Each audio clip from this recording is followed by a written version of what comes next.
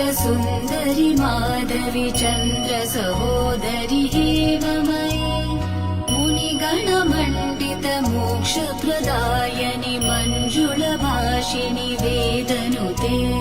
पङ्कजवासिनि देवसुपूजित सद्गुणवर्षिणि शान्तियुते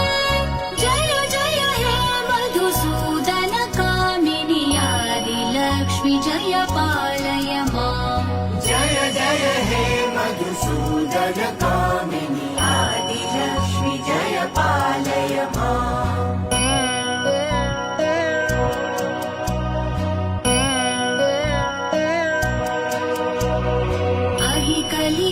कलिकल्मषनाशिनि कामिनि वैदिकरूपिणि वेद